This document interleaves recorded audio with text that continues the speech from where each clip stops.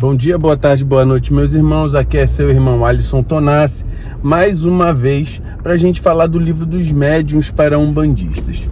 Hoje o tema será bicorporeidade e transfiguração. E o que é isso, né? É uma coisa que muitos umbandistas não têm contato, nem sabemos o que é esse fenômeno de bicorporeidade. O que acontece? Bicorporeidade é a capacidade que o espírito encarnado tem de, quando o espírito está desconectado do corpo físico, ou seja, quando o espírito se desprende do corpo físico, ele tem a capacidade de se mostrar visível e tangível, muitas vezes, a outros espíritos ou a outros espíritos encarnados, ou seja, a médiuns. E a transfiguração é mais fácil, né? Porque transfiguração é aquele fenômeno que ocorreu com Jesus na montanha, que a face de Jesus se transformou na de outra pessoa. Agora eu não me lembro de quem Jesus se transformou, não lembro se era de Elias. Então,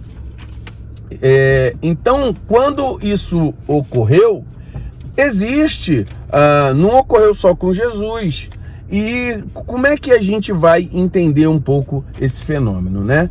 Então, bicorporeidade é o espírito de uma pessoa encarnada aparecer em outro lugar fora o corpo dela. Eu até escrevi aqui uma coisa para me lembrar, ó, capacidade que a alma tem, a alma quer dizer o espírito encarnado, tem de, quando sai do corpo, em estado alterado de consciência ou em sono, se torna visível, tangível em lugar distinto da onde está o seu corpo físico. A transfiguração é a modificação do corpo físico de alguém encarnado, né?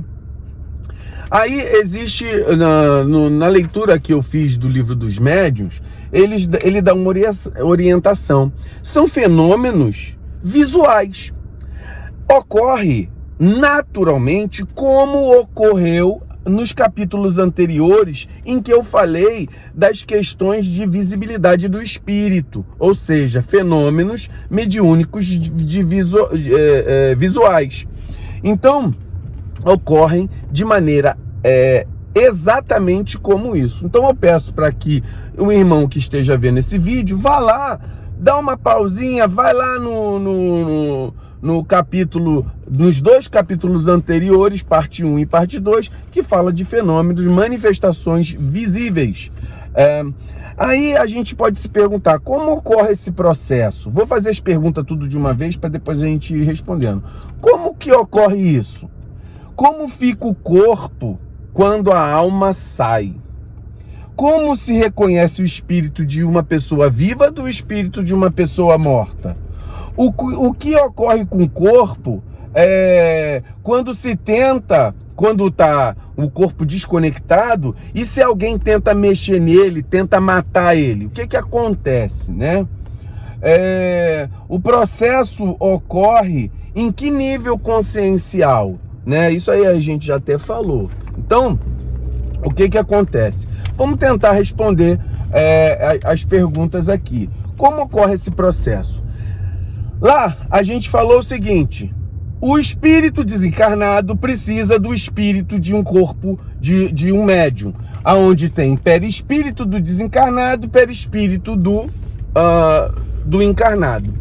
No espírito encarnado, ele tem o que o perispírito e o espírito desencarnado não tem. Ele tem ectoplasma, ele tem fluido vital. Então, nesse processo do corpo de um médium, que tem a capacidade de doação de fluido e fazer a bicorporeidade, ele tem duas capacidades ao mesmo tempo. Ele tem a capacidade de exteriorizar o seu corpo, fazer uma viagem astral, ou seja, ele faz com que o seu perispírito faça uma viagem astral.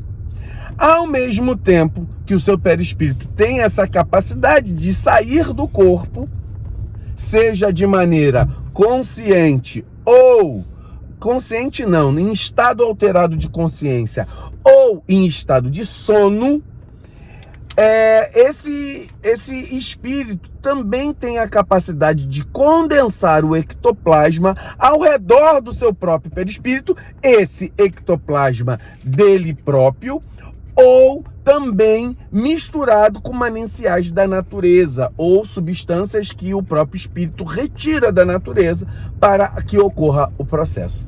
E aí o perispírito desse espírito encarnado, ele se desloca para um local diferente da onde está o corpo físico dele, e aí ele se condensa e pode se tornar visível a outros médiuns, ou visível de uma forma de materialização. Também existe o estado de bicorporeidade, aonde o espírito aparece em 2 lugares ao mesmo tempo. Isso pode ser também um processo de irradiação. O espírito irradia para vários locais e nesse ponto aquela irradiação desloca também o ectoplasma do seu próprio corpo para fazer uma condensação energética ali e se mostrar visível.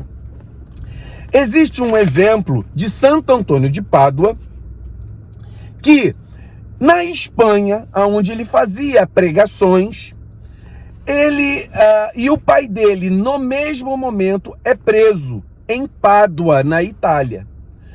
Santo Antônio de Pádua, ele, durante a sua pregação, ele dá uma parada, é como se ele fechasse o olho, e lá ele ficou durante um tempo. Ele aparece na Itália, em Pádua. Ele defende que o pai dele tinha sido preso por assassinato. Ele defende o pai dele e, além de defender o pai dele, ele diz quem foi o autor do crime. E isso se confirmou. Então esse é um caso de bicorporeidade que ocorreu como um exemplo.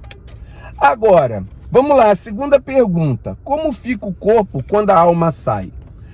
A alma, ela não sai completamente do corpo. Ela se desconecta, mas ela ainda está ligada ao corpo físico pelo um fio energético chamado cordão de prata. Esse fio energético, ele é extensível, tá? Ele é tão plástico que aonde o espírito vai, ele vai junto com o espírito, certo? Então, sempre existe o cordão de prata. No meu processo de mediunidade de visão, eu nunca vi, porque a minha visão não é uma visão, não é uma visão completa, né? A minha capacidade mais é de desdobramento. No meu desdobramento eu consigo identificar mais, mas eu nunca consegui identificar um espírito encarnado de um espírito desencarnado, tá? Como se reconhece um espírito do vivo do morto? Pelo cordão de prata. O que ocorre com o corpo se tentarem mexer com ele? Ou seja, o que acontece numa pessoa que, por exemplo, está num processo sonambúlico, mediúnico, ou num sono com desdobramento, ou num estado de bicorporeidade? O que acontece com o corpo se alguém tentar, por exemplo, matar, dar uma paulada, mexer com o corpo? Simplesmente, automaticamente, com a velocidade do pensamento, o espírito retorna ao corpo. Como se fosse uma queda, né? Isso já aconteceu comigo várias vezes, e até em estados de desdobramento consciente, tá? Quando eu digo consciente, é sabendo do que estava acontecendo, porque a gente sempre está em estado alterado de consciência, tá? Processo que ocorre com nível de... Em que nível de consciência ocorre esse processo? Normalmente, ou em estado de sono, ou um estado alterado de consciência chamado alfa, ou que o Kardec chamava como estado de êxtase, beleza? Transfiguração. A transfiguração, ela pode ocorrer, que é a capacidade do espírito se modificar externamente, do espírito não, do corpo físico, do médium, ele se modifica externamente. Ele fala a teoria disso por contrações musculares. Ou seja, você modifica o seu rosto por contrações musculares, e é o que ocorre muito conosco, que somos médiums umbandistas, a ponto do rosto do médium ficar transfigurado, por exemplo, na hora que ele recebe um caboclo, na hora que ele recebe um Exu, a ponto de quem está olhando observar claramente que aquele não é o médium. A ponto de você falar assim, a característica visual que esse espírito me dá é que aquele ali, por exemplo, é o caboclo sete flechas, é o Exu caveira, é o quimbandeiro, que são os guias que trabalham comigo. Isso é uma transfiguração simples. E existe a transfiguração, que é uma transfiguração mais complexa, que ocorre uma modificação celular, uma modificação das células do corpo físico, numa mistura de doação de ectoplasma, e aí vai parecer até um pouco fantasioso o que eu vou falar, e a teoria é que esse ectoplasma reverte o corpo físico do médium a ponto de fazer com que as feições dele se modifiquem a ponto de mostrar as feições de uma outra pessoa, a ponto de mudar até a voz. Então, e existia um caso na Europa, na época de Kardec, em que tinha uma menina de 15 anos, de 1859, uma menina de 15 anos, que ao se induzir o êxtase dela, o estado alterado de consciência, ela se modificava a ponto dela aparentar as feições do irmão falecido dela.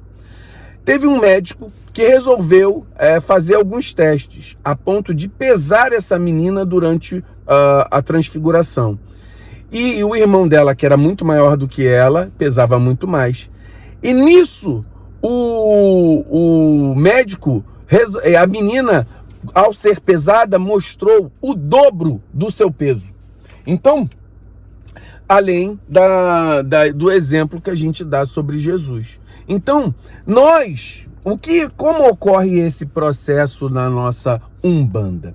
Na nossa Umbanda, a bicorporiedade é muito mais difícil de nós percebermos. No caso, é uma questão muito mais rara dentro da nossa Umbanda. A transfiguração em si, ela é um processo mais comum, mais corriqueiro, porque nós, por contrações simples, nós nos modificamos a ponto de mostrar um certo grau de arquétipo do nosso guia espiritual.